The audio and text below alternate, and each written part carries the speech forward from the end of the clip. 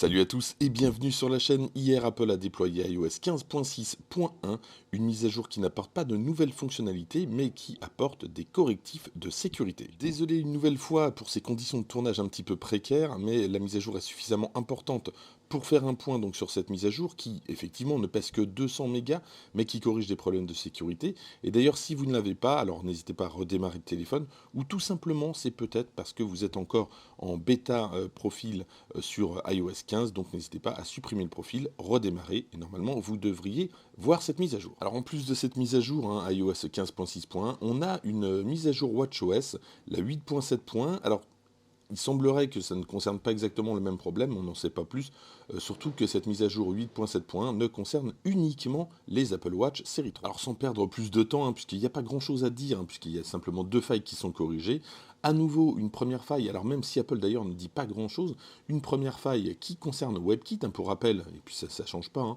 WebKit est le moteur qui fait tourner Safari, et là donc on peut avoir de l'exécution de code de façon arbitraire par des hackers par exemple, c'est-à-dire que à votre insu, vous allez pouvoir être piraté en passant par certains services liés à Safari. Et puis, seconde faille corrigée, alors cette fois-ci, ça concerne le noyau, et de la même manière, en fait, on peut avoir des tentatives d'intrusion en utilisant les privilèges système, donc là, pareil, Apple n'en dit pas beaucoup plus, mais en tout cas, je vous conseille de faire cette mise à jour rien que pour ces deux failles corrigées avec iOS 15.6. Voilà ce que je pouvais vous dire sur iOS 15.6. Alors personnellement, depuis que je la teste hier, j'ai pas rencontré de problème de batterie, mais il est encore un petit peu tôt pour en avoir le cœur net. Et puis côté fluidité, bon, il n'y a pas trop de problème.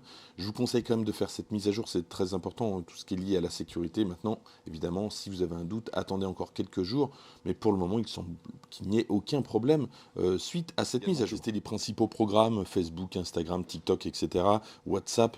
Bon, pour le moment, j'ai pas de problème particulier non plus, ça se lance plutôt bien. Bon, espérons que ça continue comme ça.